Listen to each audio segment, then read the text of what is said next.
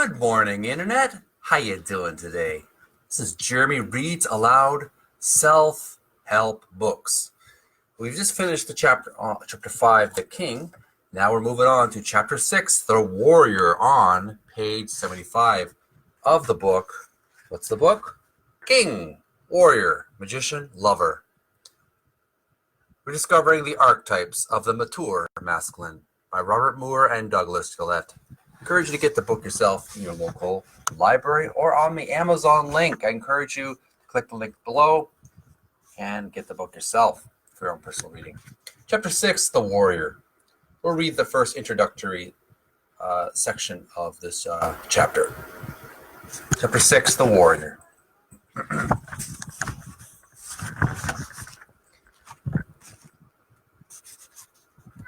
We live in a time when people are generally uncomfortable with the warrior form of masculine energy, and for some good reasons. Women especially are uncomfortable with it because they have often been the most direct victims of it in its shadow form. Around the planet, warfare in our century has reached such monstrous and pervasive proportions that aggressive energy itself is looked upon with deep suspicion and fear. This is the age in the West of the quote-unquote soft masculine. And it is a time in which radical feminists raise loud and hostile voices against the warrior energy. In the liberal churches, committees are removing such quote-unquote warlike hymns as quote-unquote onward Christian soldiers and the quote-unquote the battle hymn of the Republic from the hymnals. What is interesting to notice, however, is that those who would cut off masculine aggressiveness at its root, in their zeal, themselves fall under the power of this archetype. We can't just take a vote and vote the warrior out. Like all archetypes, it lives on in spite of our conscious attitudes toward it.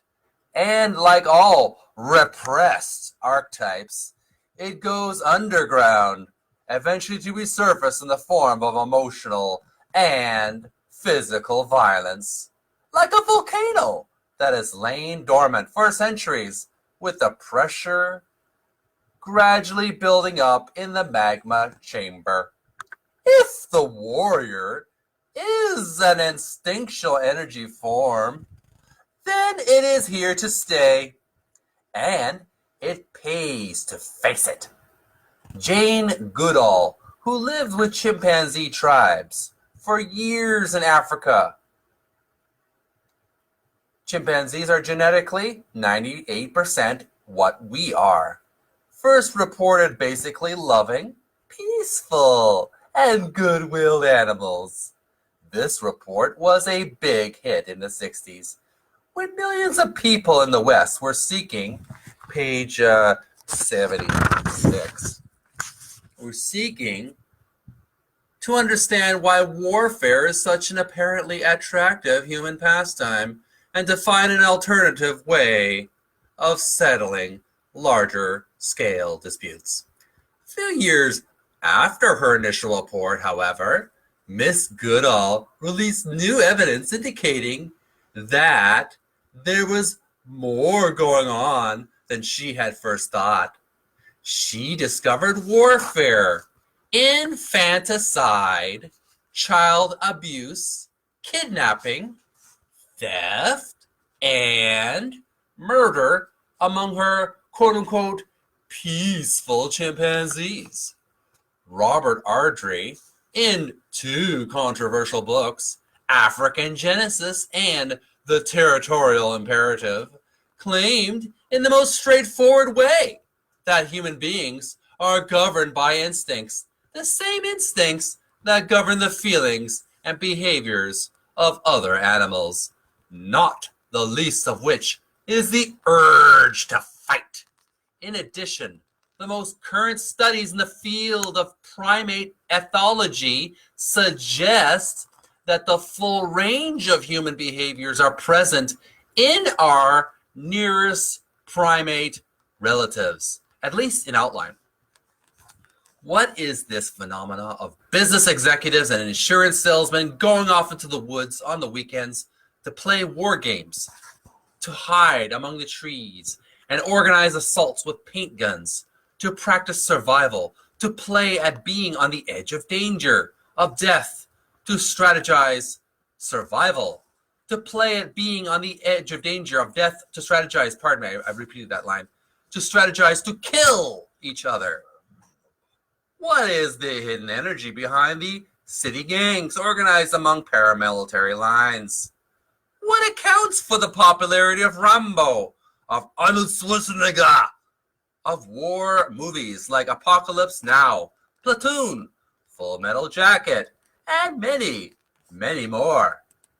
We can deplore the violence in these movies as well as on our television screens, but obviously the warrior still remains very much alive within us.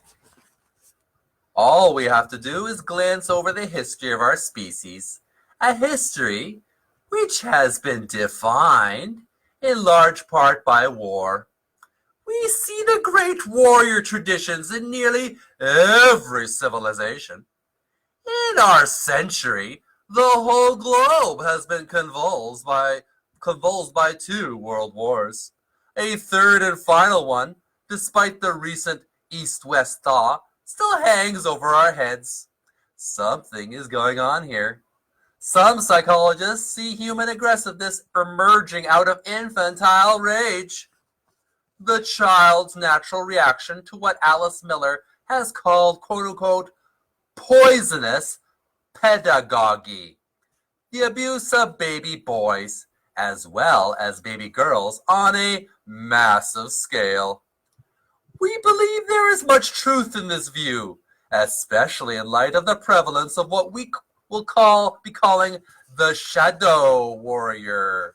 But we believe the warrior should not be identified with human rage in page 77 in any simple way. Quite the opposite.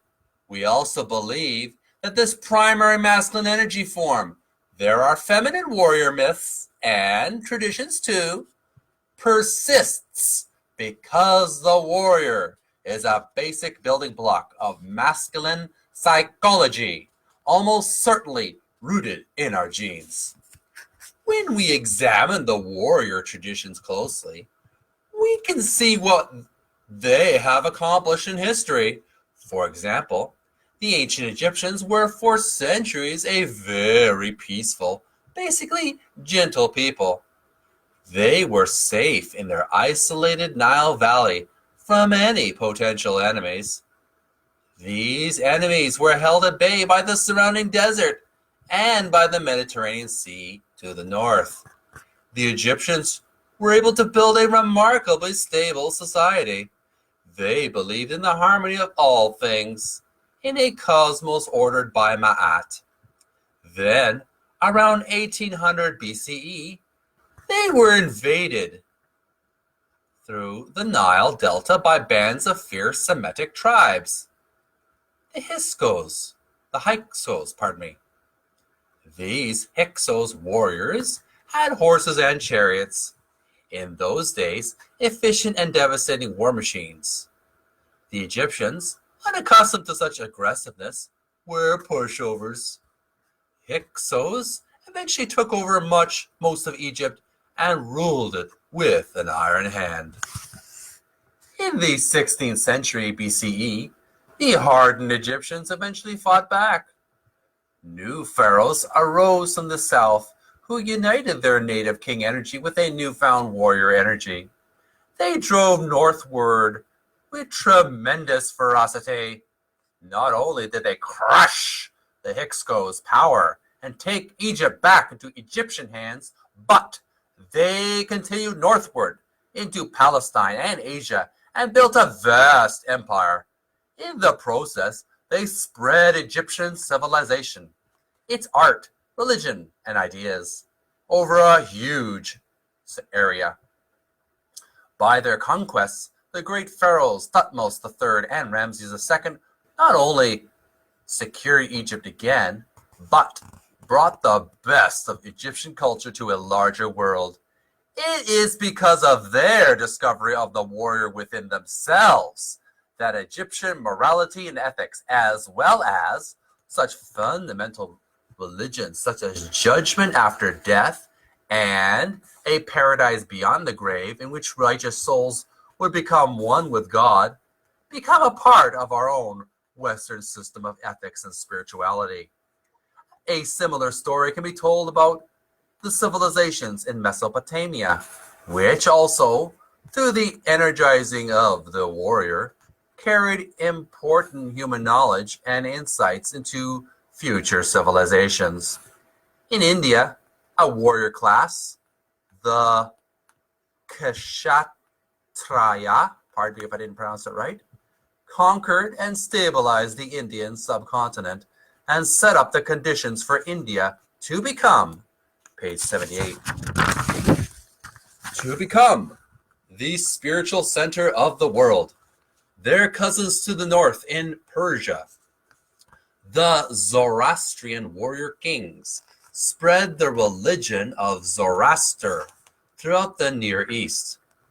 This religion had a profound impact on the emergence of modern Judaism and Christianity, and on many of the values and the basic worldview that inform and shape even our post-religious modern world. And through Western civilization, as it has come to be known, Zoroaster's teachings in modified form now sweep across the planet and affect village life and personal morality as far away as the South Seas. The biblical Hebrews were originally a warrior people and followers of the warrior God, the God of the Hebrew scriptures, Yahweh. Under the warrior king, David, the benefits of this new religion, including its advanced ethical system based on the warrior's virtues, were consolidated. Through Christianity, which drew heavily on its Hebrew heritage, many of these Hebrew ideas and values eventually were carried by the European warrior class to the four corners of the world. The Roman emperor warriors, like the learned philosopher and moralist Marcus Aurelius, 161 to 180 CE, preserved Mediterranean civilization long enough for the Germanic tribes to become semi-civilized before they finally succeeded in invading the empire and rewriting all of Western history. A history that from the 15th century on increasingly has become the history of the world. Let's not forget the tiny band of Spartans, the Greek warriors par excellence, who at Thermopylae in 480 BCE defeated the Persian invasion of Europe and saved the budding European democratic ideals. In North America, Native American men lived and died with the warrior energy informing even the smallest of their acts, living their lives nobly and with courage, and with the capacity to endure great pain and hardship, defending their people against an overwhelming foe, the invading white people, and leaping into battle with the cry, "Today is a good day to die." Sounds like something Commander Worf would say from Star Trek Next Generation. Moving on. Perhaps we need to look with an unbiased eye at the great 20th century warriors, among them the generals Patton and MacArthur, great strategists, men of great courage, and men devoted to causes greater than their own personal survival. And then we may, page 79, we may need to reevaluate the great Japanese samurai tradition and the ascetic, disciplined, utterly loyal men who built the nation of Japan, ensured the survival of its culture, and are today in business suits conquering the planet. The warrior energy, then, no matter what else it may be, is indeed universally present in us men and in the civilizations we create, defend, and extend. It is a vital ingredient in our world building and plays an important role in extending the benefits of the highest human virtues and cultural achievements to all of humanity. It is also true that this warrior energy often goes awry. When this happens, the results are devastating. But we still have to ask ourselves why? Why it is so present within us? What is the warrior's function in the evolution of human life? And what is his purpose in the psyches of individual men? What are the warrior's positive qualities? And how can they help us men in our personal lives and in our work? We'll take a little break here on page 79. Tune in next video. On our day, I'll be reading the next subheading on page 79, The Warrior in His Fullness. We're going to read the positive aspects of the male warrior. Positive first. Thank you for watching, folks. We've been reading the book King, Warrior, Magician, Lover, Rediscovering the Archetypes of the Mature Masculine by Robert Moore and Douglas Gillette. I encourage you to get the book yourself and do your own personal studies on this, especially young men. You could really benefit from this, as well as young women too.